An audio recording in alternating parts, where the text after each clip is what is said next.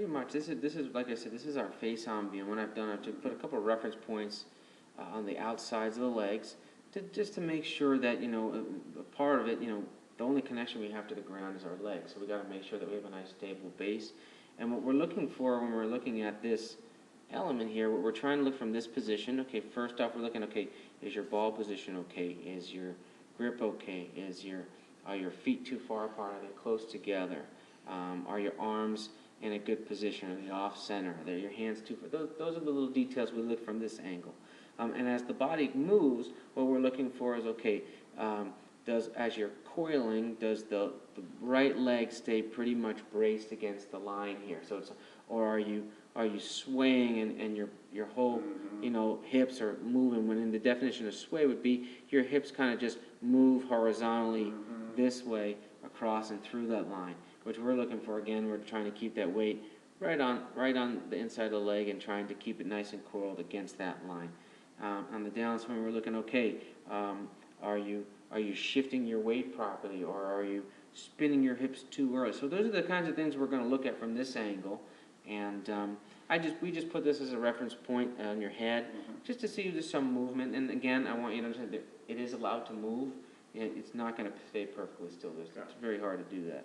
So let's just take it little by little. I think that from a setup point of view here, I think your overall setup is actually pretty good. I think that your distance where your feet are apart are fine. That the inside of your heels go right up to your inside of your hips, so it's just good. It means you're very centered.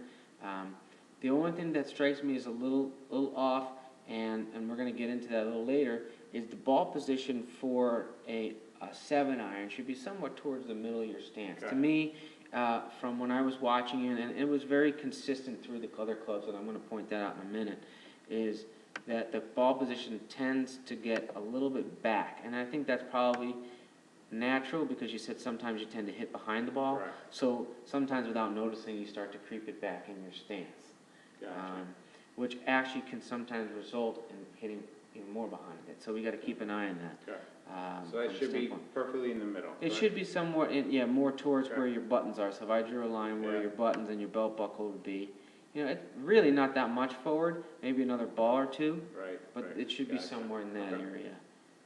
The hands look good in terms of they're a little bit off-centered. The hands are a little off-centered. That's okay. You got to remember now that if the ball, and they're always going to seem a little bit more off-centered if the ball appears to be back. And even if my hands are in the dead center of my position, I'm going to pause this for a second. Actually, I can let it run. If my hands are in a dead center and the club's centered, okay, that's what it would look like.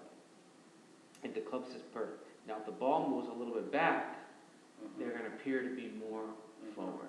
And they're always, the way the way the club sets up, you can see that this handle, when this club is lined perfectly, is set up slightly in front. It's not pressed in front like this, but it's slightly in front.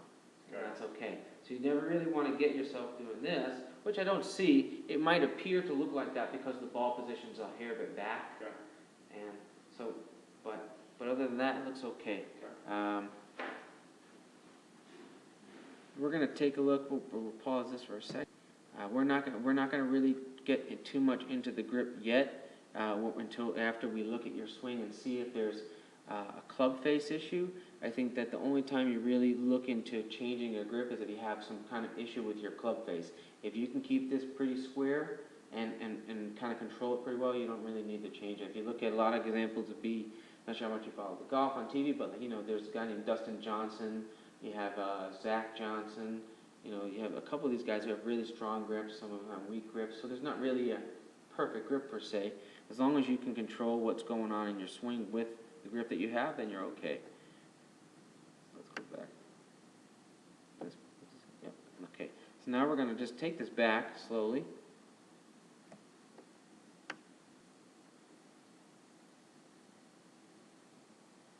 So you can see very good movement there. You're taking it back. Everything's going in one piece takeaway. We like that. You can see how your right leg is staying braced against the line. Head's fairly straight. And like I told you, a lot of the stuff that I was going to point out are good things. There's not a lot of bad things going on in your swing. I really like that movement in your swing. Again, very nice, nicely braced. Head's going down a little bit, good. And you get into a nice coiled position in your backswing. So going back from here, looks really, really good. There's not much going on that I would say, listen, that sticks out at me. We need to really work on that. And to give you some, we're kind of backtracking a little bit, but in your setup, when you get your ball position a little bit back, I wanted to point this out. Now again, he's using a little bit different club, but if you look at where his sternum and everything is pointing, and this is, we're going to keep an eye on this. See how it's right behind the ball? Again, this is a longer, this is like a 5-iron, 6-iron. And when the ball gets back, there, you can see that your sternum and your head gets a little bit in front of the ball. So we have to be careful of that in your setup. I know we're backtracking a little bit there, but the main point, what I really wanted to make by bringing Padraig Harrington up here was I wanted to show you. Is he any good? Yeah, he's won a British Open. Okay. Yeah, he's pretty darn good. But I wanted to show you the consistency and the look and how good it looks compared to some guy who's winning major championships. Right. So that you are doing a lot of good things. There's your backswing. Again, his backswing length might vary, but you can see a lot of really good things there. Mm-hmm.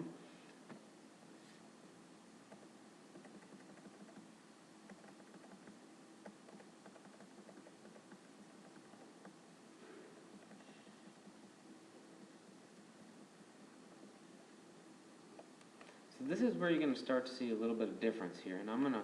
The left leg goes outside of bounds, or... Well, that's okay, though. That's okay. And I'm going to show you what I mean by that. I'm going to just pause so I don't...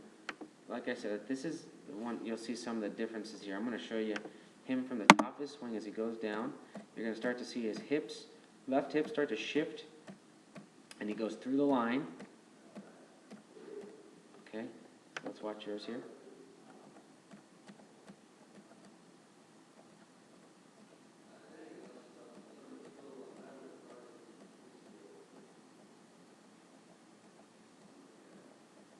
And you can see something that you actually told me when we started working about your right elbow, right? So you can start to see you really haven't really shifted much of your weight this way. And you can see how his arm is nice and tucked against his side there. Yours is actually coming a little out. Right. And what is happening there is instead of having your weight going and shifting this way so you can actually get the ball on the ground, what's happening is you're starting and you're coming from the top, and you shifted a little bit, but then you're starting to turn a little bit. So what happens is you get to this point and your arm is coming out. So what happens is when you start to turn, now the club's going to bottom out right where your weight is. Versus if you're shifting, now the club can bottom out right here. So that's where if there's probably a little inconsistency, it's probably right in there where that's why sometimes you hit the ground and sometimes you hit a really pure shot. So this would be, and I think this was a pretty good shot, give or take where the ball was positioned. But you can see the difference in position where he is compared to where you are. His hips are more forward, his legs more straight. Right, so you can see if we drew a line, you can see how his chest is still pretty much over the ball, right, just as yours is, but you can see how his hips and everything have started to go this way. Right. So they're shifting. So now his weight is really, all of his weight is in front of the ball. If I would draw a blue arrow, his weight is really somewhere in this area. All of it's right here. So he's going to have a hard time hitting behind that ball if his center is in front of that ball. Whereas if we took yours here, and I know you can't see with a little bit of the blur, but you can start to see the weight is just about over the ball, and that's again because the ball's back a little bit. So we got to keep an eye on that a little bit.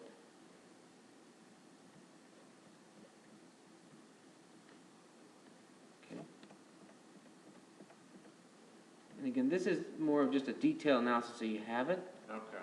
Wow, but yeah, that's the... So you can see that the hips to go forward. Okay. Right, and that's why you'll see and you'll notice in the videos, you have it looks like you have a hard time getting to a nice relaxed finish. Sometimes you struggle, you might fall a little bit backward, a little Right, bit here and there. right. And you'll notice that, and even in this video, as we continue to move it forward,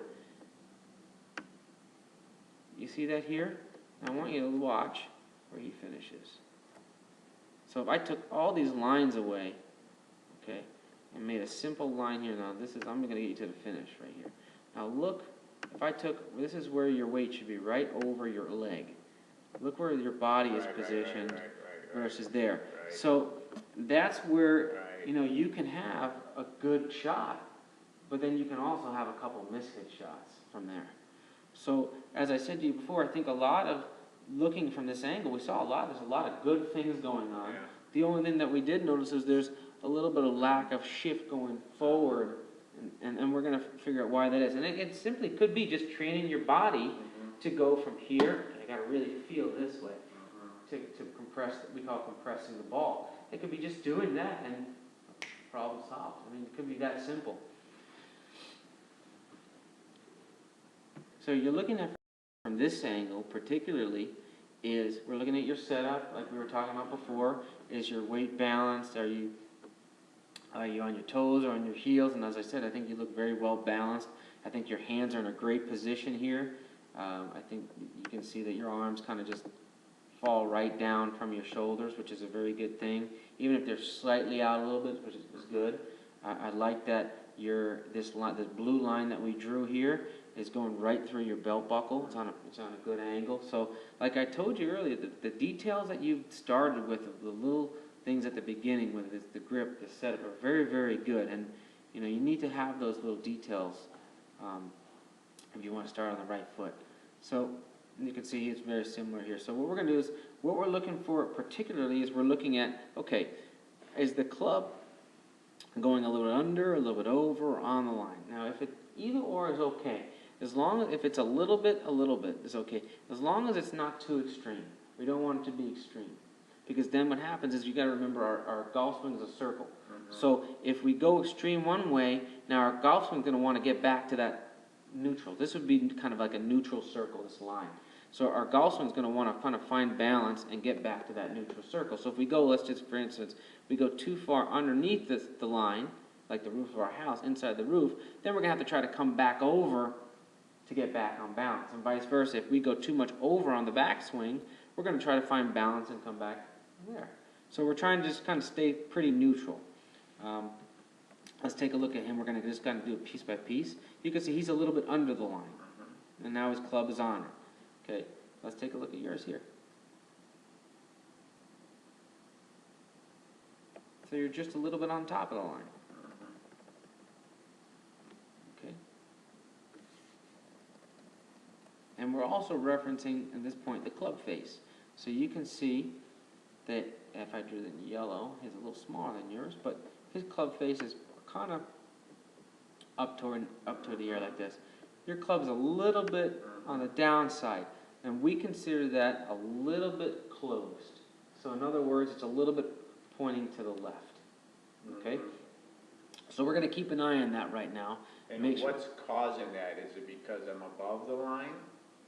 It could be a little bit above the line, but I think more or less, usually what causes that there is your bottom hand. If it's too, sometimes if your bottom hand, and that's what this is where we're going to kind of refer back to your grip. If your grip is too much underneath your right hand this way, the club is always going to go back a little bit more, we call face down. Okay? So if it's a little bit more on top like this, the club's going to go back a little straighter. See that? And what we're going to do is we're going to kind of show you that again. That's right there. It's just right on top, which is, as far as swing circle-wise, is very good. So I'm not going to worry about that. So like I said, we're going to refer to your grip. Now, like I said, a lot of the times, your club face is related to more of the bottom hand. Now, you can see a little bit, I can see that this right hand is a little bit underneath, okay, in comparison to this gentleman. This is, I think this is Justin Rose, which is also a major champion. But you can see how, if we refer to this area, the little space in between your thumb and your forefinger is pointing a little bit that way. And you can see where he's a little bit more on top of the club, and it points a little bit more between his arms. You see that? So a lot of reference between the club face is for your bottom hand. And we're going to get into it, but sometimes, so let's just take this back a little bit further. We'll go a little bit shorter than that. We'll go about halfway. And you can start to see now the club, and I know it's a little blurry, but it's actually even more closed. See it? Mm-hmm. Point a little more down. If we reference his, you can see how his is still straight up in the air. Okay. I'll undo, I'll put this line so you can see it in the video. Kind of gets like this. Okay? And you can see his is more in this area. So, and I don't want you to think that I'm saying that you can't play golf with a closed face, because you can, but you can't play one that's too closed.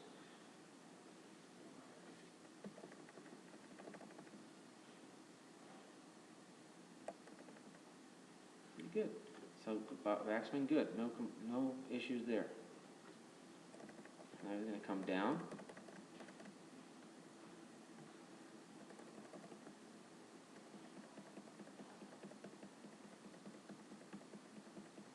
So you should be leading with the hips on the way down? Mm-hmm.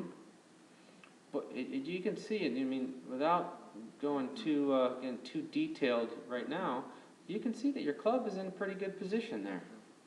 I mean, very similar. You can see how the shaft goes right through your bicep, just like his does. You know, we're filming on the same angle, so nothing too wild there. Now it gets right back on the line. Yours is right on the line.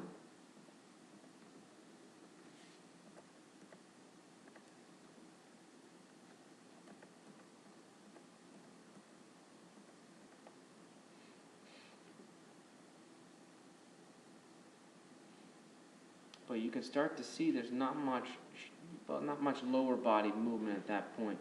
Where you can see he's got a lot of his foot off the ground, because there's a lot of shifting there. Where yours is more still on the ground because you're doing a little bit of this versus more of that. Mm-hmm.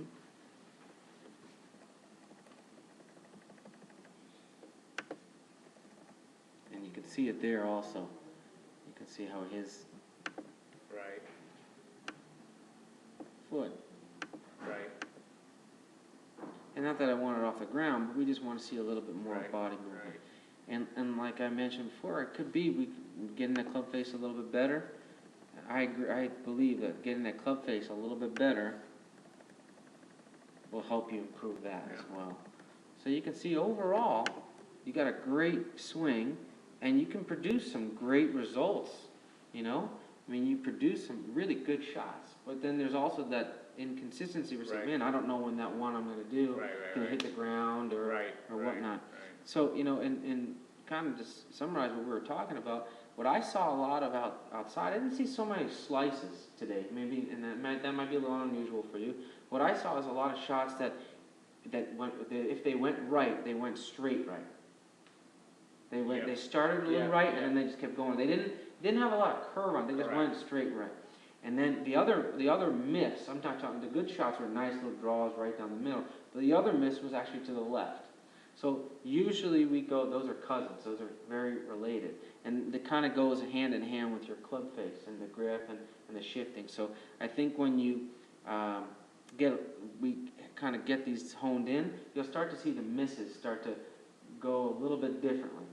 We don't want to see that miss go way over there to the right. That would tell us, okay, we're probably not shifting anymore. Right. So if anything, we want to see our miss go left, if anything, on a more regular basis, rather than left, right, like what they call army golf. Better players tend to